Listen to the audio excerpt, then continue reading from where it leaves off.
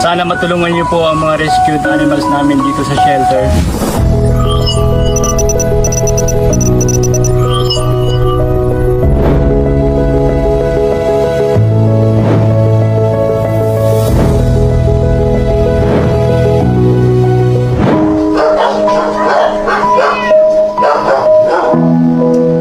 Yung advocacy namin na to is mag-save ng mga neglected and abused na mga cats and dogs. Karamihan sa mga na-rescue namin is galing dog pound, kaya dumami yung mga rescues namin ganito karami. Almost 350 plus na pala sila. Dati na talaga akong dog lover sa cat lover. So sa lugar namin, ang daming napapabayaan ng mga aso, pusa. Pinupulot ko sila, inuwi ko sa bahay. Hanggang sa dumami na sila, naging 30 plus na yata yun. So yung mga kapitbahay, nagreklamo na. Tapos meron mga ipapabarangay ako. So nagkataon naman na meron akong kakilala na nagre-rescue din. Taga dito sa Baras.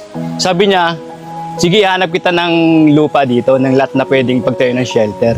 Dinadala sila dito, yung iba napupulot sa tapos dito nila dinadala. Ano po sila payat, kalos na po yung mga ribs nila, kita.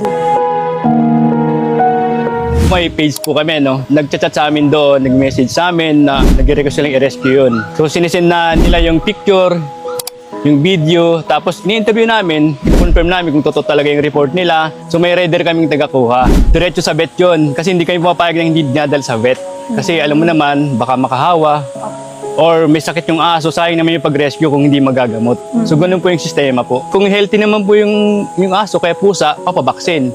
Tapos ngayon po, ang namin po ngayon, pinapakapon muna. Tapos pag yung rehabilitate na, for adoption na sila. Importante yun, i-rehome na namin sila. Tapos kami mismo naghahatid.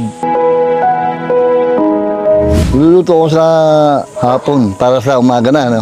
Dog food, karni ng karni ng baboy. Isan, laman ng manok, yan. Repolyo, kalabasa. Dati, ganito sa aso kasi maingay.